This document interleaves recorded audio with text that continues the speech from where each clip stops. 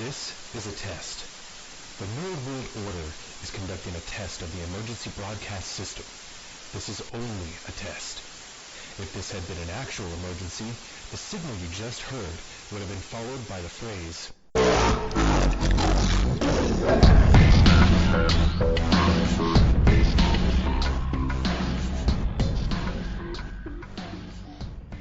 Ladies, gentlemen, and knights of the Nerd World Order, this is the Nerd World Order broadcast.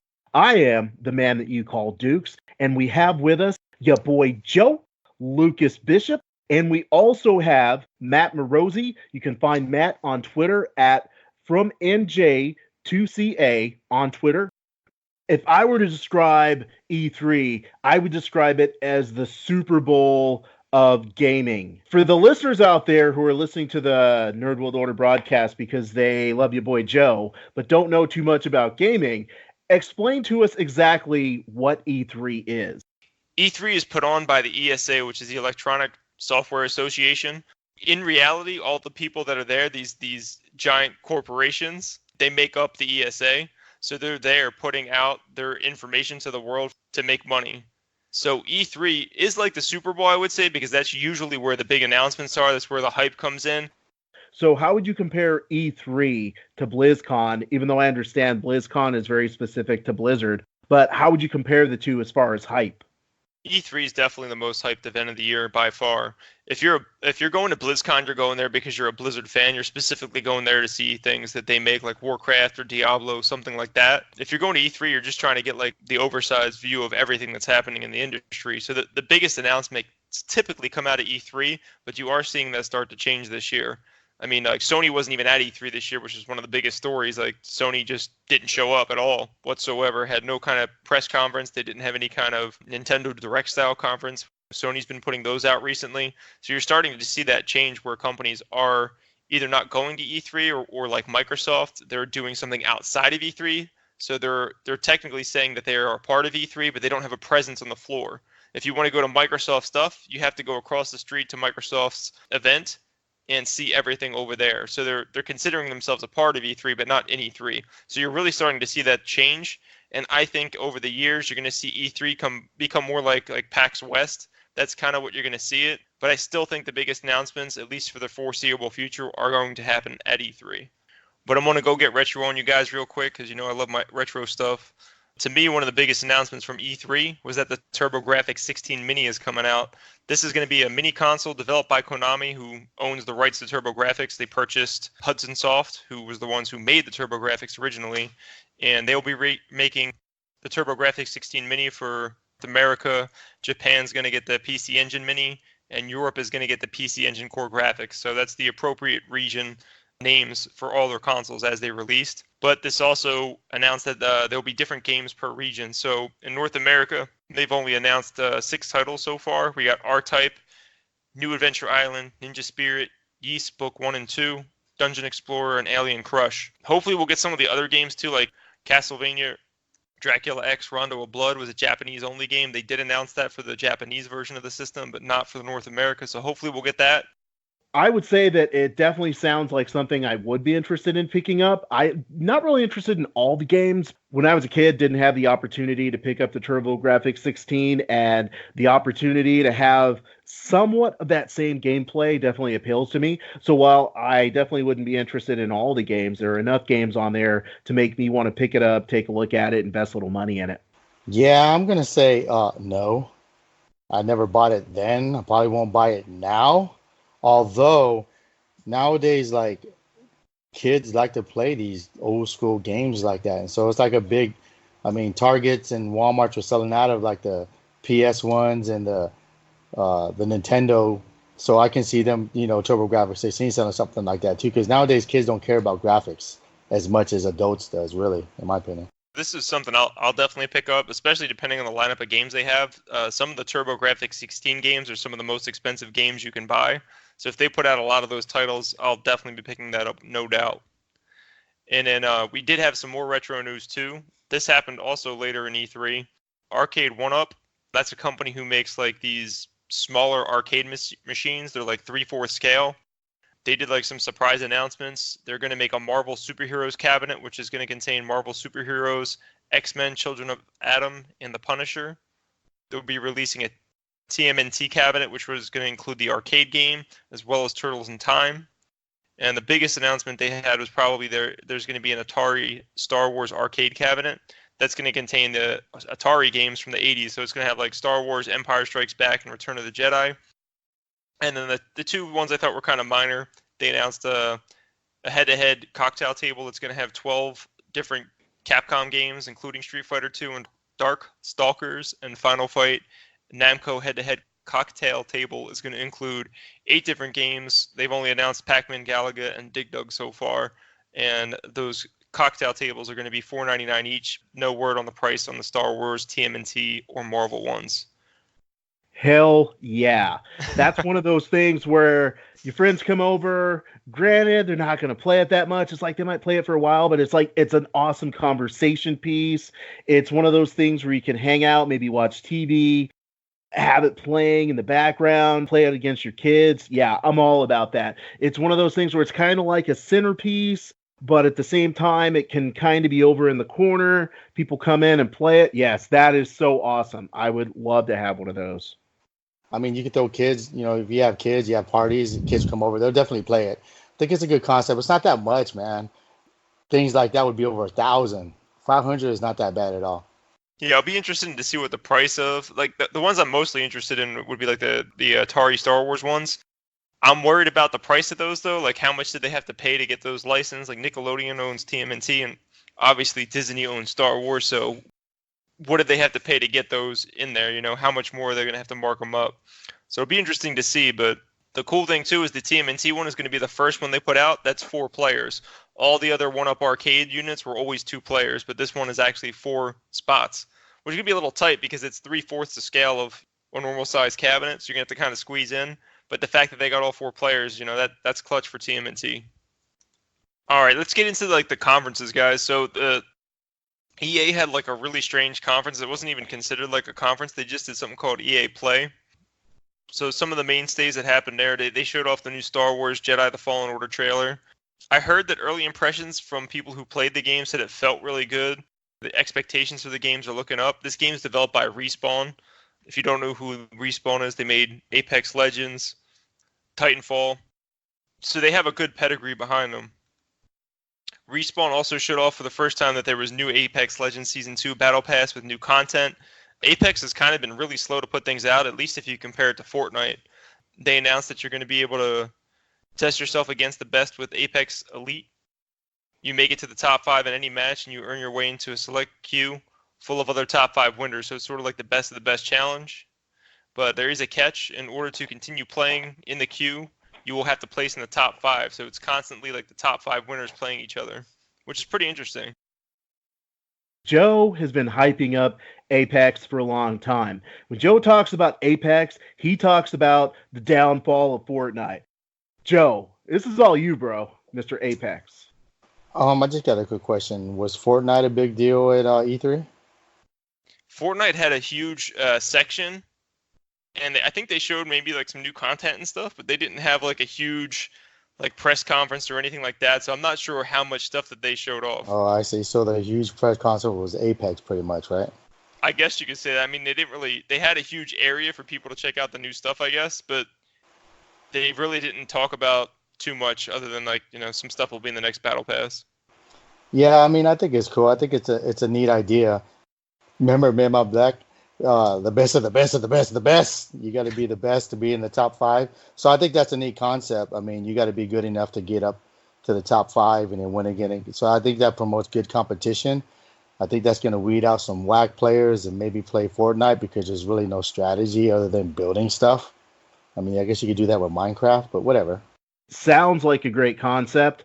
I never got into Apex. I still occasionally jump online and play Fortnite, even though apparently nobody plays Fortnite anymore because they're all playing Apex, based on what I've heard on this podcast before.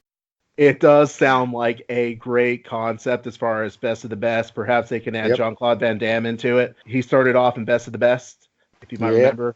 Yeah, so they can be like Jean-Claude Van Damme. He comes in like, put in a special code, and you can be Jean-Claude Van Damme. Yeah, but you know the Fortnite, the one thing they're good at, they always make kind of skins that everybody wants to play for. Like in Fortnite, they have seasons where if you do certain things within the season, you'll get certain skins that you can't get once the season is over. So I mean that's cool. Like I think they had John Wick, which is pretty cool. But I mean that's the one thing they're good at. I mean they put out good content for little kids to keep buying and getting the season pass and trying to get all these different skins. So I mean nothing wrong with it. So actually, Joe, you just touched on one thing which I was going to ask both of you guys about because the only reason I'm even interested in Fortnite is because my son plays it, and it's just the opportunity for me and him to hang out, watch him play, or he hands a controller over to me and I die in like 15 seconds. Would you consider Apex to be more of the advanced player game, more of the adult player game, and Fortnite to be more geared towards kids at this point? From what I can tell, just by looking at it from the outside point of view, it definitely seems to be that way. There's definitely more kids playing Fortnite. The game is more colorful. It seems to be more geared towards them. Apex definitely seems to be more geared towards like a slightly older audience to adult audience. I mean, you've both heard of Ninja, right?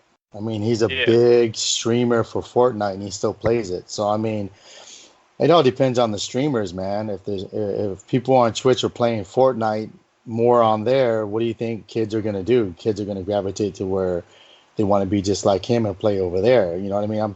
I don't think I've ever seen, I don't really watch him on Twitch, but I don't think he's ever played Apex, but I know he still plays Fortnite a lot. So, I mean, Fortnite, I don't think it's going anywhere at all. Either is Apex. I think it's just like whatever your cup of tea, you know what I mean? Either you like Coke or you like Pepsi. Yeah, I think Fortnite's still in everybody's minds because they release these battle passes very frequently. Apex Legends, this is really the first battle pass that I can recall, almost positive. This is the first one they're putting out since the game released back in March, which is a little bit slower than the pace that Fortnite is. But the reason they said that is they don't want to make their employees crunch and do a bunch of overtime and like force them into that position where they have to get these out. When recently there was an article saying that over at Epic, they were forcing their people to basically do tons of overtime in order to meet these deadlines to get these battle passes out to keep people engaged in their game to make money, which makes sense from a corporate point of view. But if you're killing your employees, that's going to drain them all at some point. I give Apex credit for pushing that off monetarily in order to make a better situation for the developers of the game. The only other thing EA really mentioned was FIFA 19 is going to have a mode called Volta Football, which if you ever played FIFA Street, they're basically adding FIFA Street into the new FIFA series. FIFA is the most popular game that EA sells every year. You guys might not play that. A lot of people don't play sports games, but clearly a lot of people do. A lot more casual people do. And that was like a really popular game at the time. They just stopped making it. So for them to bring that back, I think is awesome. Hopefully that'll put some life back into FIFA. Not that it's really been bad, but they added a bunch of loot boxes and things. So this seems like they're doing something good for the gamers for once, in my opinion. Yeah, it's just basketball for me. Some football. For sure, you were happy about that Raptors win, right? That's a big fat negative. I'm happy for Kawhi. I'm happy for the country. The real big deal over there. But no, not my squad. I'm happy for Drake. Drake is happy for Drake. You don't need to be anymore on that one, dude. Dude was running around happy like he scored 40 points.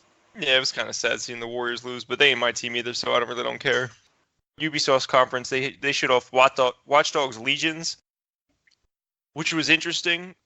I don't know if you guys got to see a trailer for that at all. Watch Dogs has been around for a while. Like, the first one sold really well, but it was kind of a mediocre game. The second one was a pretty good game from what I heard. I didn't play it myself, but it did not sell as well as the first one. And this one, they're trying to revamp the whole game.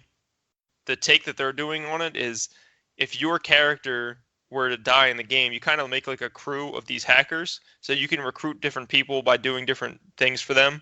And if you recruit them into your crew, they become part of like your crew. And if your character dies, he's permanently dead. He won't come back. You can start playing as another crew member if he dies.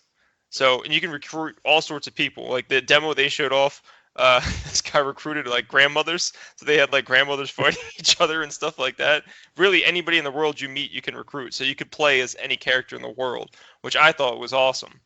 Have you guys ever seen anything like that before? I have not, and I was going meh until you said you can recruit grandmothers to play. I'm in, dude. I'm in line right now for that. That's going to be sick. You down with them hacking grannies, Joe? Dude, that's an interesting idea. I think there's something with that, dude. Because like if they didn't do too well, I'm glad someone stepped in and said, "Yo, if we do this right, we can have a bunch of grandmamas getting it down. Who won't be down with that? Let's do it." I think that's a good idea. I mean, I'm pretty sure they're going to recruit babies, dogs, or something. I mean, I don't think they'll just keep it as just the grandmas you could recruit. I'm pretty sure there's going to be a lot of different things you could do. Sounds interesting. Yeah, it's supposed to be anybody you meet on the street, which I find really interesting, but I can't imagine the undertaking that's going to be to have to motion capture all these different people, to have to capture different voice actors. Like, I wonder how much time and resources that's taking to do. Like, if I recruit 20 people, are 2 or 3 of them going to sound the same and be the same person, essentially? Or are they all going to be different? If I recruit 100 people, how many of them are going to be? Like, that's what I want to know. If I go ahead and recruit 100 people and they all sound different, that'll be amazing. Like, that's insane. Yeah, I just want to know I got a friend of mine that's just kind of curious and wants to know if you are able to recruit Drake. He's a huge Drake fan. He has not been confirmed in the game at this time, as far as I know. Interesting. Okay, well then I'm not in line for the game anymore. But Drake's grandmother might show up in the game, so if you can get Drake's grandmother, then we might have something going on. I'm back in line. All right, some of the other big things they announced was God and Monsters, which looks really cool, but they didn't show a lot of it, so I don't know how the game's going to be, but the artwork looks like The Legend of Zelda Breath of the Wild. The game's coming out, I think, in August or September, which is pretty soon, but they didn't really show much of the game, so I don't even know what that game's about, but it looks interesting. I'll have to look more into that. They also had Roller Champions, which is like a roller derby game. Dukes, I know you'd be down on the roller derby. But if I could roller derby in a video game, I may get my roller derby fixed, so I never need to roller derby in real life. You know what? That's fair, man. I play a lot of golf games, but I do not play golf in real life, so I'll give you that. Well, maybe if you could roller derby as a grandma with a bunch of grandmas, it might be fun. Next, they showed a bunch of Tom Clancy stuff, which was weird. The rest of their press conference was like all Tom Clancy games. They showed off, add-ons for Rainbow Six, which that game's still going on. They did a great job with that, really turned that game around, so they're making more updates for that. There's a brand new Ghost Recon out that's going to star John Bernthal. He's an actor. I have no idea who he is, but apparently he's an actor. That's Punisher. Oh, there you go. And then they also announced Tom Clancy's Elite Squad, which was kind of like a tease to everybody because they showed Sam Fisher, who is he's the main character from Splinter Cell, and everybody thought there was going to be a Splinter Cell this year, and they did not announce Splinter Cell. Instead, they threw him into this Tom Clancy Elite Squad mobile game, which had a bunch of Tom Clancy characters in it. Joe mentions pretty frequently is the future of gaming is in mobile. As far as the accessibility of mobile games, people are just going to play it more, even if it's just for 5 or 10 minutes, because it's like right there in front of them. So whether it's your lunch break or, you're on the city bus or whatever, I think mobile's the future. So at this point, I just think it makes sense for the Tom Clancy franchises to branch over into that mobile setting because, yes, you're always going to have your gaming console, but if you look at like DLC and upgrades and stuff like that, mobile's where it's at. I can see why they did it. Funny that you said that they use all their time to promote that Tom Clancy, but it seems like that Watch Dogs Legions might be a hit. If it turns out the way I'm thinking it could be. There's a lot of other shooting games out there. I mean, you got what? Apex, Fortnite, Call of Duty. I mean, it goes on, and Tom Clancy's not one of the shooter games that anyone that I know of that wants to play it. So I think they should focus their energy on something like, Watch Dogs Legion. I think that's a good thing. Like out of all the ones that you have mentioned, I think the Watch Dogs Legion is the one that seems the best. Yeah, I'm 100% with you on that. I think Watch Dogs Legions is probably the best thing that they showed. But just as a nerdy little fact for you guys, the reason they're so focused on Tom Clancy is they own Tom Clancy. If you see Tom Clancy on anything, they bought Tom Clancy's name when he died. So they own all of Tom Clancy stuff. If you see something with Tom Clancy on it, Ubisoft gets a piece of that. The interesting thing about the Tom Clancy franchise is when I think of the Clancy franchise, I think it's an aging franchise. Obviously during the late 90s, we had the Tom Clancy movies and, when the consoles initially came out, the Clancy games, the Rainbow Six, and things of that nature were pretty popular. But I think the Clancy franchises have been eclipsed by, like, let's say the Call of Duty franchises or Fortnite or Apex or stuff like that. So it's interesting that Ubisoft would put their money into creating more Tom Clancy franchise content. And now that you explain it's because they own a piece of that pie, it makes a lot of sense. Because I was thinking, why put your money in a dying franchise? But now I get it. Why not put it out there? Because they own so much of a big stake in it. They put their money out there, they have to recoup it. I totally agree with that. You can recoup it, but make books. They're still doing books. They have ghostwriters that are still making books, even though Tom Clancy's passed away. That was just nuts. That's crazy to me. I mean, that's where your money at. Obviously, is in the books. Maybe make some more movies, but in the video games, I'm telling you, they ain't gonna do nothing. The Division 2 sold pretty well, so I think that's doing good for them. I think they're just trying to grow the brand more, but I think you're right about it being a mobile game. I don't know who the audience is for that. I mean, most of the people who are playing Tom Clancy games now are the hardcore gamers. They're not casual gamers that are playing Tom Clancy games. A lot of kids play video games, dude, and that's where the problem is. Little kids ain't gonna play a Tom Clancy game. That's just the way it is. And I think that's where the problem is. That's not a game that, young adults are gonna play. They're gonna gravitate to the Fortnite. They're gonna gravitate to Apex. They're gonna gravitate to Call of Duty. When was the last time you seen a dope ass Tom Clancy gun shooter commercial?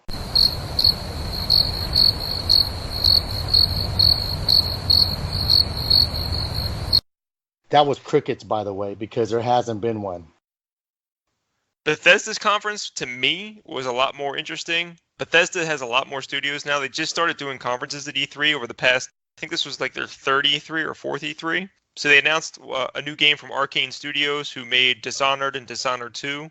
They got a new game called Deathloop, which is like 70s themed. It's like all animated. It looks like a comic book style. And the game looks really cool. So if you guys haven't checked out the trailer for that, definitely take a look at Deathloop. They announced Orion. It's a technology for game streaming. This could be really hit or miss for Bethesda. This is technology that's not actually doing the streaming, but instead it's using software, not hardware. It's optimizing frame rate. It's rendering it by 20%, and then compression rates are by 40%. So it's basically reducing latency, which is huge for any company that's interested in streaming games. I'm wondering how that's going to turn out. Like I said, it could be huge for them or it could just be a complete failure, but it'll be interesting to see what comes of that. Doom Eternal's new trailer, Mother of God. That game looks so good. You guys should definitely take a look at that. Wolfenstein Youngblood's new trailer looks cool, but from the people in the industry that have had the chance to play it at E3, I heard kind of mixed things. So we'll have to see how that one comes out. That'll be out at the end of July, so it's just around the corner. Fallout 76 is getting a major update for, it's called a Wastelands expansion. It's going to add human NPCs and storylines. In other words, they're finally making it a Fallout game. That'll be nice, because everybody wanted that when the game came out, and they didn't get it. Towards the end of the show, they had Ghostwire Tokyo, which is a brand new game from Shinji Mikami, who developed the original Resident Evil. It looks like it will have horror elements, or at least an environmental aspects meant to keep your anxiety up. So it's not quite a horror game. It's kind of focused more on action, but there will be horror elements in the games. I have a question regarding Orion. Is that going to be a consumer-based product, or is that something that the developers will bake into their cloud-based platforms? Developers. So like if you wanted to, like let's say you are Microsoft and you're using xCloud, that's what Microsoft's going to be using. If they find that this is going to improve xCloud and it's worth the investment, then they'll be leasing that license from Bethesda. They'll be constantly paying Bethesda to use that on xCloud. So if the technology is there, they can make a ton of money. But if ultimately they decide that they can develop it themselves, or it's not worth it, then it's just a waste of their time. So it could be one way or the other. Is that really that big of an issue as far as latency, that this would be a game changer or even necessary for, like, is it something that the average player would notice? 100%. Once games start streaming, like if this Google Stadia thing comes out and there's latency and stuff, people are going to not play it. Stadia is 100% on streaming. If there's any kind of latency or stuff, if you're having a not good experience through Google Stadia, you don't have an option of downloading a game that's not there. On Xbox, they're going to give you a choice. Do you want to stream it through xCloud? Do you want to download it through Game Pass? Or do you just want to go buy a disc at the store? So why wouldn't you get the thing that gives you different options than to get the only thing is if streaming is the only option and it's not working well for you, you're not going to be satisfied with that purchase whatsoever. So this is extremely important. If it doesn't work, like if Google Stadia has a ton of latency and they're not using Orion or Orion, but if they add that on, it makes a big difference, then they will definitely pay Bethesda to use that technology. Doom Eternal. Is it part of the Doom franchise we played 10 years ago? Is that the same Doom? Oh, yeah. Joe, have you played Doom 2016? I haven't played Doom, dude. Honestly, the last Doom I saw was The Rock, and that movie was trash. Oh, that was a whole nother story. So Doom came out in 2016. It was to revitalize the series.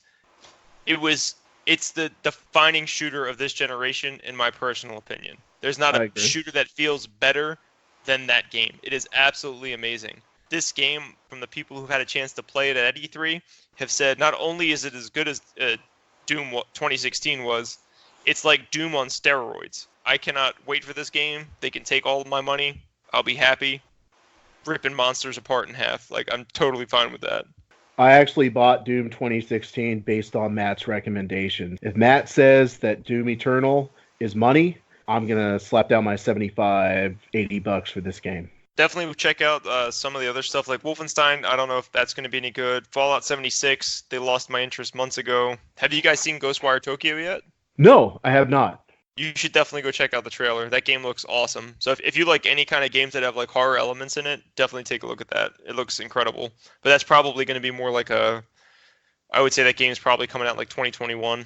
So next up we had Square Enix. Square Enix had a very good press conference this year, and I personally do not care about Square Enix whatsoever other than Tomb Raider. I don't like any of their JRPGs. It's just not my cup of tea. I get that they make good games, but I really don't care about them. But they had a really good press conference. They showed off Final Fantasy VII Remake, which was probably the best-looking game at the show. It was either that or Cyberpunk. And I couldn't tell you which one was better, but I would probably lean towards Final Fantasy VII. So not only did the remake look stunning, the people there that got to play it said it was a joy to play. Like, it was absolutely amazing. They also announced Final Fantasy Crystal Chronicles is being remastered for Switch, which was originally a GameCube game. Final Fantasy XIV Shadowbringers expansion is coming out. And then the surprise announcement for Final Fantasy was that they were redoing 8. They're going to remaster it completely. 8 was supposed to have their code lost and have a whole bunch of issues with like music licensing. So nobody ever expected them to remake it again. Like, everybody thought it was dead and gone. And they announced that it's back. So I thought that was really cool. Have you guys played any Final Fantasy games from the past? I played one Final Fantasy game. It was on the PS2. All I can say about Final Fantasy is shout out to CJ Final Fantasy Odell in the Nerd World Order. He is probably the biggest Final Fantasy fan that I know, and I'm sure he is going to be buying every version of these remakes of Final Fantasy. You know what I hate about this, bruh? Why What's do you that, gotta Joe? keep remaking the same game? Hey, I'm gonna remake it again and put it in a new cinema. How about make a new game? I'm just tired of all these remakes. How many times they're P. Diddying all the Final Fantasy games? It's like, dude, think of something new. Like, I don't get too hyped up for the same game with better graphics. It was fun when it was on PS2. It was fun when it was on PS3. Come up with something new. You know what I mean? Take that. Yeah, exactly. I'm like, dude, like, how many times can you make the same game? Sorry, CJ, it's the same game. I've seen it before. I've read the book. Ain't nothing changes. But what I do want to talk about is the Marvel Avengers one. I've heard it got a lot of mixed reviews. A lot of people didn't like it.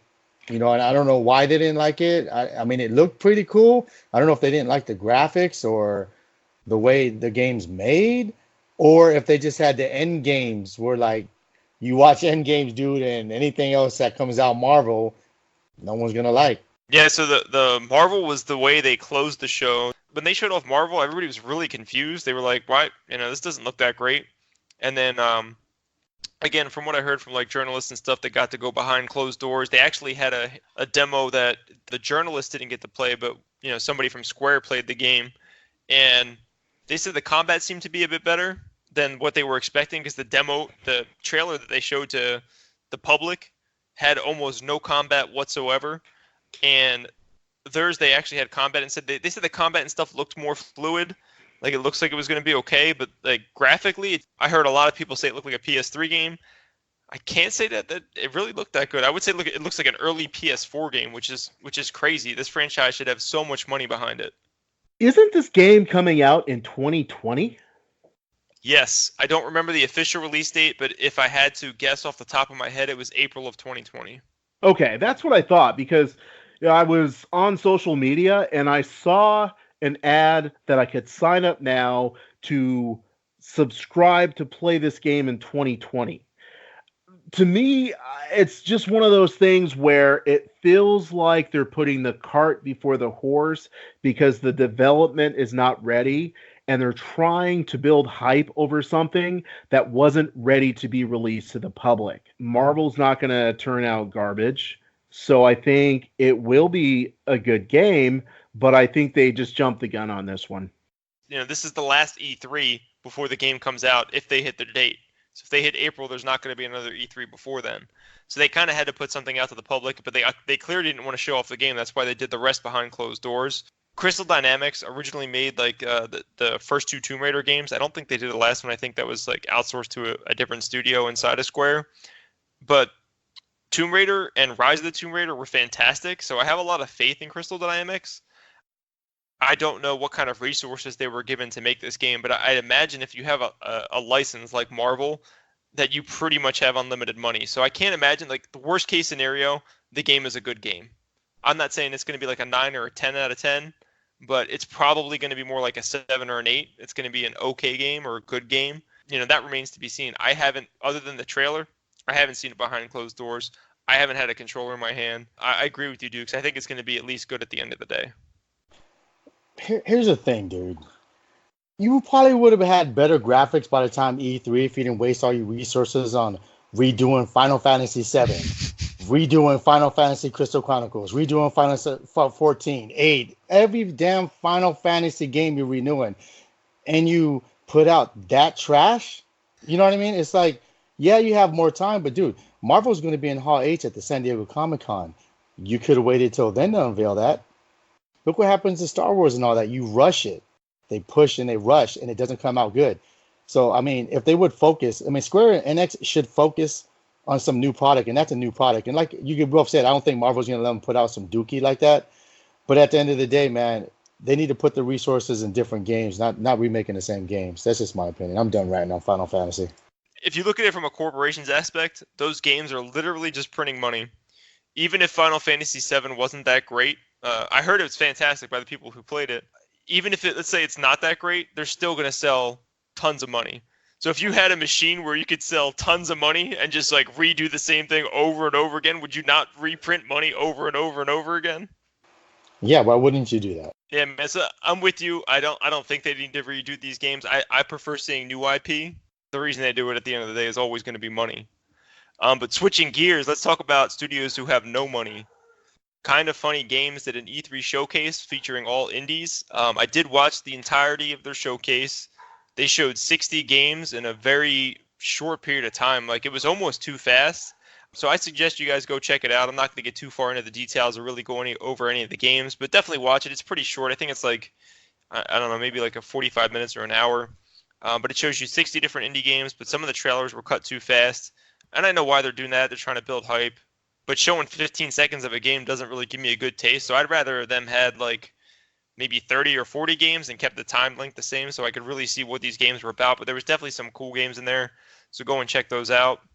Devolver Digital they're a smaller publisher.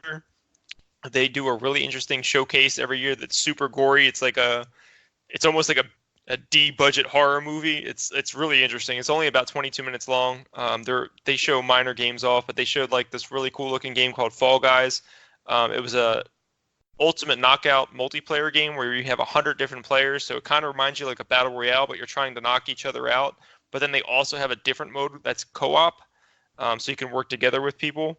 So that game looked interesting. They announced an Enter the Gungeon arcade cabinet, which will be like a real, like you go to Dave & Buster's or somewhere that actually still has arcades, they're going to have them there.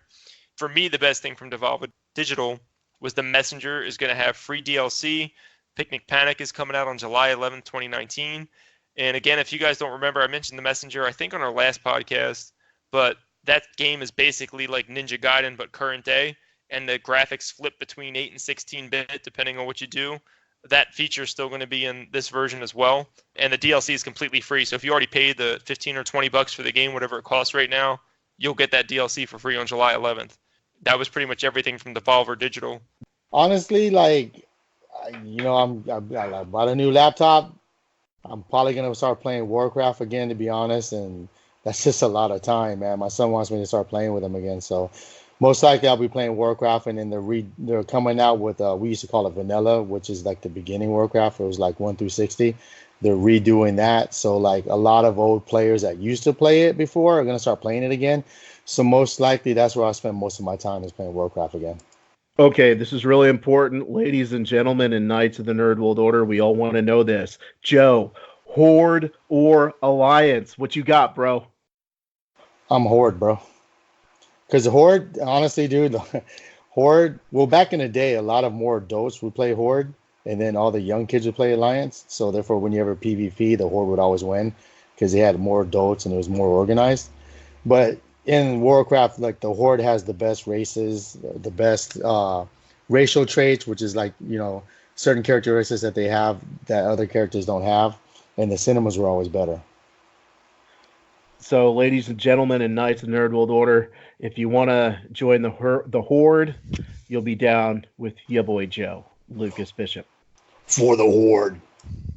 And then hopping back into some old school stuff for just a brief minute, Limited Run Games has an E3 showcase. This is their second year doing it. If you guys don't know who they are, they're a publisher that makes... they basically take a lot of indie games for the most part, and they produce physical copies for indie games that would have otherwise been digital only. So it's pretty cool for collectors. I get some of their stuff, depending on what they put out there. It depends every time they put out something new. If I like the game, if I'm interested, I'll definitely give them my money for making a physical copy instead of a digital one. So they announced a bunch of whole new stuff coming out. Biggest thing that they announced, though, the only thing I'm going to touch on here, they announced a partnership with Lucasfilm Games, which is going to basically give them access to the entire Star Wars library. For right now, they've only announced mostly older ones, so it's going to include like The Empire Strikes Back, Star Wars X-Wing, Star Wars Rebel Assault 1 and 2, TIE Fighter, Dark Forces, Shadow of the Empire, Jedi Knight, Dark Forces 2, Episode 1 Racer, which was like a pod racing game. Game is awesome. You guys should definitely play that one if you haven't. Jedi Knight 2, Jedi Outcast, Racer Revenge, which is another pod racing game you should definitely check out, and Jedi Knight, Jedi Academy, and Star Wars Bounty Hunter. Bounty Hunter is going to be the first one, which I think is either up now or is coming out in like the next week or two. Are you guys interested in any old Star Wars games? No. I'm torn. Bounty Hunter, I don't care about. I think the ones I'm probably most interested in are like the pod racing ones, and the Shadows of the Empire, which was a Nintendo 64 game originally. But when I saw the videos, it doesn't look like these are being remastered in any way. It's almost just like they're ported over. So the graphics still look like they did back in the day, which isn't necessarily a problem. But I don't know. They're selling them like individually. So if they were to sell these in a bundle with like, if I get the pod racers and I can get those together for like one price, I might be willing to do that. But them selling them at like 30, maybe $40 a pop for each one, I think I'd rather just go back and get the original version of the game for the console that it was made for than to get these ports that look identical to the way that they do before. I have to say that I enjoy playing the Star Wars game for the Xbox Connect. It's probably the only game that I really enjoy playing. That being said, bro, it's 2019, not 1999. How are you going to try to sell these games individually at $40 a pop and expect people to dish out their money? Come on, realistically. So no, take it, Joe, because I know you're hyped up on this too, bro. You got money to spend, but it ain't on this. Yeah, but you know what, though? It's like both of y'all said earlier. they're going to buy it anyways. So if you had the opportunity to put out garbage like that over and over again and people are going to buy it, why not do it? Oh, they're definitely going to do it for sure, man. I don't know what they paid for that license, but you're right. They're going to slap Star Wars on anything. It's going to sell, at least in 2019. It's definitely going to sell without a doubt. So let me say this. I'll see you in the clearance rack, because at $40 a pop, nobody's going to buy it. To your point, Matt, if they would have sold it at a bundle, oh, heck yeah, I'd pick it up so my son could play it, because he wasn't around in 1999 to play these games. But in 2019, I'm not paying individually for this. So when it hits the clearance rack and it's like $5 each and I can stack them up and look like good dad, yeah, then I'll buy it. But other than that, no. Thank you very much, but no. Not going to waste my money on that. You print your money, but you print your money at $5 a pop, then I'll go ahead and spend my money on it. The only problem with that is limited run is just that. When they release a product, it is literally a limited run of the product. What they do, the way their website works, is they'll announce the game is up to pre-order now. And let's just use an example. Sometimes they have limits, like the first 2,000 people to pay for this game are going to get it. They print only 2,000 copies of the game, and that's it. They know they're going to sell out, especially with a Star Wars license. So limited run is fine. They're going to make their money no matter what. But with a license like Star Wars, it's probably not going to be a cap. It's probably going to be up for a time period. Like, you have until this day, this time to pre-order the game. And let's say they take 10,000 orders. They'll print 10,000 copies of the game and send them out. But they won't print a single one more than that. They're guaranteed to make money by doing that business that way. So they'll be okay. But the main people who are buying those are going to be collectors. My only question is, I think limited run, if you know about their history, they are getting way bigger than they were made out to be. If you were into limited run like a few years ago, they were really catering to collectors, and now it seems like they're catering to money. So I think they're going to be fine money-wise. I don't think they're going to have a problem selling these things. I think they're really losing their focus by, having like an unlimited number of the copies for people. That's not what collectors were going there for originally. Let me say this, limited run. I understand the way that your website is set up, but the way that my money is set up, I'm not wasting my money on your limited run. Dukes, I'm with you, man. I'm probably not interested in these either unless they put some sort of bundle together. For me to pay $40 for an old game, if I want to go play Shadows of the Empire on 64, that's probably a $10 game that I can pick up on eBay. Why should I pay you $40 for the same damn game just so I can play it on PS4? Yeah, and for sure, dude. And people that spend their money on a limited run, check this out. I got a limited run of garbage in my front patio. You're more than welcome to take it for free. I won't even charge you. Some of their stuff is worth getting. Not much anymore. It's a lot rare that I use their website, but some of their stuff is cool. As far as your trash goes, Joe, I don't know what's in there, but I might be interested in some of it. You got any old games sitting around in there? Dude, Joe had some old comic books in his garage, bro. So don't go there. Yeah, man. how old are those, hey, man? bro. If you're giving stuff away, bro, you can have your ass. Just lay it on the front porch. You don't need that, man. It's like trash. You can just give it to me. You know what? It probably is trash, man. One of the things I didn't do when I was young was listen to Dukes.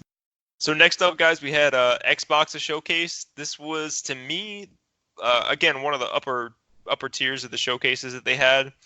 They talked more about Project Scarlet, which is going to be their next system.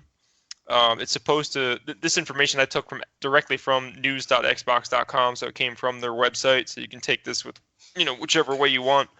But they said Project Scarlet will set a new bar for console power, speed, and performance, arriving in holiday 2020 alongside Halo Infinite. So this would be the first time they released a Halo game with the console since the original Xbox.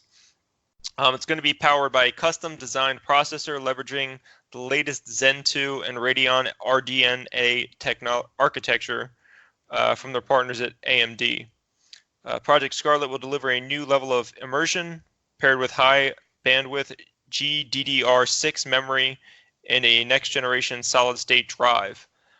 Project Scarlet will provide developers the power they require to bring their creative visions to life.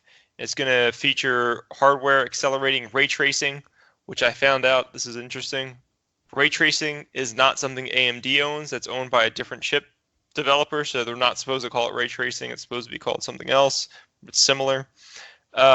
Variable refresh rates, 8K capabilities, and ultra low latency. With Project Scarlet, we continue our commitment to compatibility by ensuring your gaming accessories. This is awesome. So if you have an Xbox One and you have an Xbox controller, your Xbox controller will work on the new Xbox console. You won't need to buy new accessories. That's a win for them for sure. They said that your career is gonna move forward, so they might be rebranding the way that your gamer tag is set up and be labeling it as your gaming career. My assumption is like your achievements and your stuff like that are gonna move along with you, as well as thousands of games across 4 generations of consoles. In other words, backwards compatible, even more so than it is now, which means it's the same path the Xbox One has been on, which is making more and more of their old titles compatible for the new system. That they're clearly not going to be losing anything. They're only going to be gaining more titles. So that was the biggest stuff I took from their conference. I think that's a neat idea. I like how that can continue. They created like the gamer tag as a career, like you said. I think that's pretty cool. I like the fact that you're able to play older games on it, keep the old controller and use it for the new controller. I think that's a neat idea. I think that's one way of getting people to go like, hey, let me go get the new system because I don't really need to get a new controller. All I got to do is get the new system. So I think it's a good idea. Xbox does it again. I've got my 360 sitting right here in front of me. I got my Xbox One sitting in the other room. When you talk about backwards compatibility, you might remember that's the whole reason I bought an Xbox in the first place. Now they're adding backwards compatibility to the accessories. They're adding a sense of backwards compatibility in that you can carry on your gamer career for a longer period of time. Dude, I know PlayStation may have better graphics, better play, or anything like that, but this is a reason why I'm going to pick up the Xbox Scarlet, because once again, they appeal to me as a person who enjoys that consistency in the gaming system. I'm on board with this. I'm getting this, not right away, because when systems come out, they're too expensive, but I will be picking up a Scarlet. Well played. And when I'll pick up mine, I'm going to call her Scarlett Johansson in memory of Black Widow. Yeah, they're definitely going to have my money right away, day one. The fact that it's backwards compatible with games from the original Xbox from the early 2000s all the way to now, they can take my money. They can have it. I'm all about that life. The controller backwards compatibility, I'll be interested to see what new controller, what features the new controller has. If it's the same, that I'm totally fine with that. In my opinion, the Xbox One right now has the best controller that's ever been made. So if they keep it exactly the same, I'm totally cool with that. But the biggest thing is my games all coming forward with me is going to be awesome. PlayStation's just said that PS4 games are going to be backwards compatible, so we don't know anything about PS1, PS2, or PS3 games yet. Xbox also announced they're going to buy Double Fine Productions, which, if you guys don't know who Double Fine is, they came from LucasArts. There was a bunch of LucasArts people who left the studio back in the day, and they made Double Fine. Tim Schafer is the head of that company, and he's made games like probably best known for like Psychonauts. He's making a new Psychonauts 2 and a game called Rad, which will also be on PS4 because those games were already in development before Microsoft purchased the studio. They made the Monkey Island games back in the day, and they're some of the most famous like point-and-click games. They made Full Throttle, which is another famous game. Are you guys familiar with Double Fine at all? Only when I didn't pay my ticket. You should definitely at least play one of their games. Psychonauts 1 is available on PS4. I think it might be on Xbox One also. You should be able to download it for just a few dollars, though. It's definitely worth playing. It's one of the better platformers from the PS2 era. Next, they talked about the Project xCloud. That's basically going to be their streaming service. They didn't really talk like full details about it. This is where the memorandum of understanding happened between them and Sony. It seems like they're a little bit worried about what Stadia could possibly do if the streaming service ends up taking it off running. So they partnered with Sony to develop that technology. Sony's supposed to offer, I think, some sort of hardware to them to help them, build the xCloud. And Microsoft is offering the xCloud for Sony to stream their games with. That'll be interesting to see what happens. The next big thing they announced was a new version of the Elite Series 2 controller. It's going to retail on November 4th for $179.99. That sounds expensive, Matt. Oh, it is. It's $149.99 right now for the first version of the Elite controller, but it's probably the best controller that's ever been made for a console. It's better than the regular Xbox controller because you can completely customize it. You can change out the thumbsticks. You can make them taller. You can make them shorter. You can change the D-pad. The new one, you can actually lock the triggers in place, which was a feature they were missing, I believe, from the original. If you're really into shooters, it's worth getting. If you're like very serious, very competitive, with shooters in particular, like Fortnite, Apex, that's a controller that you want to have. If you're not that into shooters, I don't think it's really necessary. If you're not really playing on that sort of like very serious level, I think you can get away with their basic controller is fantastic. So I would just go with that. Then they went over a bunch of games like Battletoads. That's going to be a brand new game, new graphics. Art looks really good, but they didn't show too much of it. One of the surprises from their conference was Blair Witch. That's from a Bloober's team, and they made Layers of Fear. And Layers of Fear 1 I heard was pretty good. 2 I heard it was all right. Bleeding Edge is Ninja Theory's new game. Ninja Theory was purchased by Microsoft last year.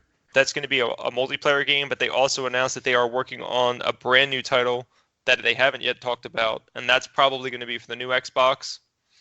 They showed Cyberpunk, and this is probably the biggest moment that happened during the entirety of E3 is Keanu Reeves came on stage to announce the release date for the game and that he is going to be a major part in the game. I don't know. Have you guys seen anything on Cyberpunk yet? I have seen numerous pictures of Keanu Reeves going out on stage at E3, multiple pictures of Keanu Reeves in the game. All you can say to that is 2019 is the year of Keanu Reeves. He has gone John Wick. He is now a toy. He has entered the cyberpunk realm. 2019 is the year when Keanu Reeves kicks Chuck Norris's ass. I'm looking forward to this. Yeah, Keanu Reeves, he just reinserted himself back into the Matrix of 2019. He just has been winning. I saw the trailer, man. I'm impressed, man. That game looks bad as hell, dude. And then Keanu comes out at the end of the trailer. It looks pretty badass, dude. I would definitely be getting that game because that game looks fun. And it has Keanu Reeves in it. Why wouldn't you? Yeah, the team who made that game made The Witcher 3, they made The Witcher 2, they made The Witcher 1, and they've developed a very good pedigree. I don't think The Witcher 1 really took off too much, but The Witcher 2 got them notoriety, and The Witcher 3 knocked it out of the park, so definitely interested in Cyberpunk 2077. Definitely happy Keanu Reeves is going to be basically your companion through the game. He's like a ghost, but he's basically like giving you advice throughout the game, which is pretty awesome. I think that's a good way to incorporate him. That's not out of place for a game. They announced Elden Ring. Elden Ring is going to be a game developed by From Software. Their most notable games are like Dark Souls and most recently Sekiro: Shadows Die Twice. Miyazaki is the creator of this new game. He's the one who developed Dark Souls. He's going to be working with George R.R. Martin. Very little was shown about the game, but it looks very much like a Lord of the Rings high fantasy game. Joe is still bitter about the end of Game of Thrones. Joe, I'm right there with you. No interest for me at all in this game, and I'm not even bitter over Game of Thrones. They didn't show hardly anything of the gameplay, so until I see something more, I don't really care at this point. You got to show me the goods. You hear that, R.R. Martin? The goods, not like what you messed up with the end of Game of Thrones. Jesus God. Yeah, you hear that, Square Enix? No more Final Fantasy games too. Hey, what about that? You have anything on Gears of 5? I remember Gears of 5? Yeah, Gears 5 was shown off. They didn't show too much of it. There's a new mode called Escape. They didn't want to show like a full demo, so they just had some sort of like weird trailer playing. But from what I heard, Escape was pretty cool. It was almost like a reverse the Horde mode that they have, where like waves of enemies attack you. You're apparently the attacking. You're apparently the Horde attacking like specific enemies. So that's an interesting twist on it. But I'm definitely excited for Gears 5. I thought the new team was called the Coalition when they made Gears 4. It was a brand new team to develop Gears of War. I thought they really started taking the series in the right direction again after Judgment. So I'm definitely excited to see what they put out next. Halo Infinite was the biggest trailer that came out after that. Oh, I'm sorry. Going back to Gears real quick. They announced Terminator Dark Fate, which you guys will definitely be interested in. If you buy the game day one, basically, or you download it day one through Game Pass, yes, if you have Game Pass, you can play the game right away. you get to play Terminator Dark Fate, which does have the official Terminator license. And Sarah Connor, I believe, is going to be in the game as well on the add-on pack. And the exoskeleton as well, right? Yes, that will be there as well. So those are going to be like multiplayer characters for that part of the game. Would you guys buy Gears with or without that? Does it make a difference either way? Yeah. Would you buy Cyberpunk without Keanu? Yes. Really? You're crazy. It's The Witcher, man. They made The Witcher. I got to give them credit. That's very interesting how they did that. I mean, that's thinking outside the box. I mean, look at Alan. Have you ever bought a Gears game? As a matter of fact, I have not. So to your point, Joe, it's definitely good marketing. Yeah, exactly, because it made Alan think about like, whoa, Terminator. I mean, that's like Alan said, very good marketing. If you're going to get 5, Alan, go back and play 4, because where 4's story ends, 5's going to begin. So if you're going to play for a story part of it, definitely play 4 first. So I did actually order 4, but just so I could get a poster to give to Matt back in the day. I have that. That poster is literally hanging on the wall behind me right now. It's right there. Then they showed off Halo Infinite. There was a new trailer for that. That game looks absolutely awesome. But again, this is going to be a next generation game. So they haven't showed off too many gameplay. It's been like pretty much just cinematic trailers at this point. But I can't wait till they show off gameplay. It'll probably be next year at E3 would be my guess. Because that game's going to come out in fall of 2020. Minecraft Dungeons was announced, which is basically like a Zelda game or a Diablo game. But it all looks like Minecraft, which is kind of cool. Ori and the Will of the Wisps was one of the best looking games in the entire show. If you guys never played Ori and the Blind Forest, I would definitely recommend that. It's like a Metroidvania style game. Very unique looking, very interesting game. In my opinion, it's one of the best games on Xbox. So if you have an Xbox, please go back and play that game. I hope this one doesn't get overlooked. Phantasy Star 2 Online was announced. This was huge because this is one of the biggest games in Japan. It's coming to the West for the first time, so America's going to have it. It is coming on Xbox, but it probably is coming to other consoles too. They just didn't announce that at the time since it was Xbox's press conference. Outer Worlds was shown. That's actually how they kicked off their conference. That actually looks really cool. If you guys are Fallout fans, like in the traditional sense of a Fallout game, this is made by some of the guys who made the first Fallout game, and the people who did get to play it at E3 said it very much feels like an old school Fallout game, which is exciting. Another interesting title they showed was like, I think it was from an indie developer. It was called 12 Minutes, and it's on like this time loop. Every 12 minutes, the game ends and it starts back over. It kind of took place like this: a romantic evening takes a wrong turn when a police detective breaks into your home, accuses your wife of murder, and knocks you out unconscious. In a heartbeat, you are immediately returned to the start of the evening before it all happens again and again. A real-time interactive thriller where you will need to use the knowledge of what has already happened in your past to change the outcome and break the 12-minute loop. So basically, you have 12 minutes to change things. Every time you play it, you're going to play that 12-minute loop over and over and over again, and you can interact with the environment in different ways. And like there might be a knife on a table. You can take that knife, and when somebody knocks on the door, you could choose to stab that person, or you can hide the knife. You can hide the knife and put it in like a air conditioning duct or something like that. So you're basically just playing this 12-minute loop over and over until you figure out how to essentially solve a puzzle. And then the next thing they showed was Way Into the Woods, which is a very indie game. A deer and a fawn must embark on a journey through an abandoned world of the unknown to get home. If you guys like games based on animals that are very art inspired, definitely check that one out. It looks really cool. But out of all those indie titles, those last two anyways, 12 minutes definitely seem more interesting to me. Dude, 12 minutes sounds freaking awesome. That's just such an interesting concept. Figure out the puzzle, do stuff differently. On the other hand, Way to the Woods, I remember downloading a game where you could play as rabbits. It was on my handheld phone. Man, there is no interest. After playing that game, where I was bored being a rabbit, hopping around for hours on end, I have no interest in Way to the Woods. You only downloaded it because it had rabbits, dude. That's funny. No matter how bad the game is. It has rabbits, though. Hey, dude, seriously, though, the 12 minutes, man, that sounds freaking badass, dude. Like to redo something in 12 minutes and it's a loop, that's awesome. That's a good concept. I like that. Fantasy Star 2, man. For people that don't know, man, you had Sega and you had Nintendo. Nintendo had the Final Fantasy series, and Sega had the Fantasy Star. Fantasy Star didn't do as well as Final Fantasy. Fantasy Star 2, I thought was okay. I enjoyed the first one a lot better because it was like really good, but apparently the second one sold more.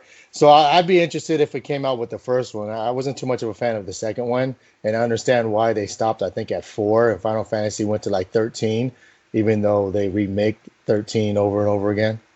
Yeah, I've never played a Phantasy Star game, but that should be huge when it comes over here. I'm sure that's going to get, definitely a lot of people into it. Did you guys have a chance to check out the Nintendo Direct from this past E3? They had probably the best conference, in my opinion. Xbox was really strong, but I thought they did an excellent job. They showed off Dragon Quest Heroes, or Dragon Quest The Hero is going to be the new Smash DLC character. So for those of you guys playing Smash, that was huge. Witcher 3 is coming to the Switch. So again, earlier I mentioned that game was awesome. That's coming out now for the Switch, so you'll be able to pick that up soon. Next, they showed off No More Heroes 3, which was a great Wii game. They made No More Heroes 1 and 2 on the Wii. In 2019, they put out some weird top-down view No More Heroes game, and it was not good at all. And this one's going to be more like a traditional one, so I'm excited for that. Animal Crossing New Horizons got delayed, which was unfortunate for me. I'm really looking forward to Animal Crossing. I played most of the other ones. They're fantastic, except for the mobile one. The mobile one sucks, like most mobile games do. Does it have rabbits? Joe, come on. I was waiting to ask that, dude. There's a lot of animals in there. I'm sure there's probably one rabbit, but none that I can think of off the top of my head. So, dude, you might be down on Animal Crossing coming out in March 2020. Banjo-Kazooie was an announcement for Smash DLC. If you watch the trailer, they showed they basically teased you at first. They showed you the dog from Duck Hunt with a duck on his back, making, they showed you the shadow of that. So you thought it was Banjo-Kazooie, but then they showed you it was the Duck Hunt character. And then you saw a Jiggy, which is a puzzle piece from Banjo-Kazooie, get broken through a window. And then you knew Banjo was coming after that. So it just built up the hype. Banjo-Kazooie, if you guys don't know, is a Rare character. Microsoft owns Rare now. So Microsoft had to partner with Nintendo to make that happen. They had to agree to give that character to Nintendo to use in their game, which just shows that relationship that they're building is that, to me, that's more important than Banjo being in the game, that they're working so closely together now that Microsoft is literally giving them characters they own to use in their own games. Are you guys excited about, Rare potentially having their games be back on the Nintendo system in the future? Because that's the way I see it. That's a possibility. That's pretty cool. One of the things that you've talked about before, Matt, is that relationship that continues to grow. And I think it's a win for the gamers, just having more variety and more content and more cross-platform play that we would have never been able to have before. Yeah, I think this is good for everybody. The gamers are going to win at the end of the day. And I think Microsoft is doing a lot of really smart moves.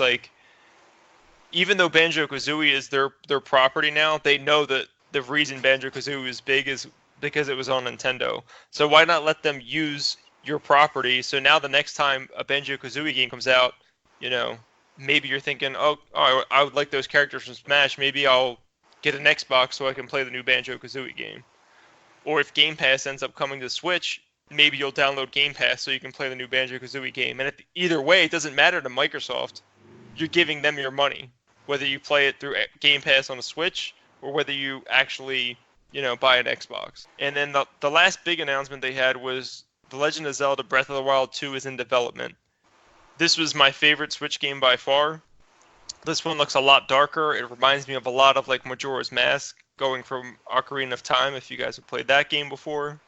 Some people said they thought the game was going to come out 5 years from now. I don't think that's true.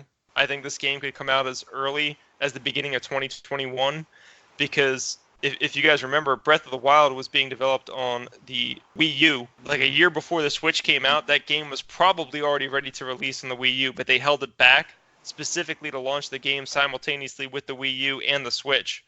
So I think this game has been in development since 2017. You said Zelda, right? Yes. That's where you lost me. Oh, Dukes. Dude, that's such a classic, man. I know it's not rabbits, but it's a classic. We'll get him Rayman Raving Rabbids. Me and you will play some Zelda, Joe. Right? For all the Zelda fans, I think that it's cool that this franchise keeps going, and obviously they're adding on to it and making it more exciting and developing it. Yeah, Zelda for me, Zelda Ocarina of Time is my favorite game of all time. You're gonna give me more Zelda, I'm all about that. Hey, do you guys remember the Zelda rap from that one Nintendo game with the Zelda rap? No. No, I don't remember that. Okay, fine. I mean, that's what I remember about Zelda was the Zelda rap from that commercial it was like N64 or maybe even the NES or the Super NES or something like that. But yeah. You can edit it and put it in to prove your point. I may do that. It's the Legend of Zelda, and it's really rad. Those creatures from Ganon are pretty bad. Octoroks, Tektites, Levers too. But with your help, our hero pulls through. Yeah, go Link, yeah, get Zelda. Awesome. Intense. Booyaka, booyaka, shaka. No, I'm just playing. But that was about all the big news I had from E3 for you guys. This has been a very filled episode of the Nerd World Order broadcast, and when it comes to gaming content and bringing you up to speed on gaming, Matt is clearly the master of that, So thank you, Matt, once again for bringing everybody up to speed. Appreciate your time, Maddie. You have a knowledge that you can bring to our viewers to understand different systems, platforms, graphics, etc. Appreciate your time. Yeah, thank you both for having me on. Well, appreciate your time, Matt. How can someone find you on social media? You can find me on Facebook. It's just Matthew Marozzi. You can find me on Twitter at @2NJ2CA. And Joe, how can people connect with the Nerd World Order? Type in iamnwo on Facebook or any platform like social media like Instagram. Find us on Twitter. Any hashtag iamnwo, you can find us that way as well. If you would like to help out the Nerd World Order broadcast, a couple of things you can do. First and foremost, give us a like on iTunes. Give us a like on Stitcher. We're looking for as many stars as possible on whatever platform that you use. iTunes, Stitcher, Podbean. If you want to rep the Nerd World Order, if you're a member of the Nerd World Order community, check out www.iamnwo.com. You can pick up some stickers. You can pick up some hats. You can pick up some keychains. You can pick up some t-shirts. Until next time, ladies, gentlemen, and knights of the Nerd World Order, I am NWO. We are NWO. And let your nerd flag fly. Booyah. Hadouken!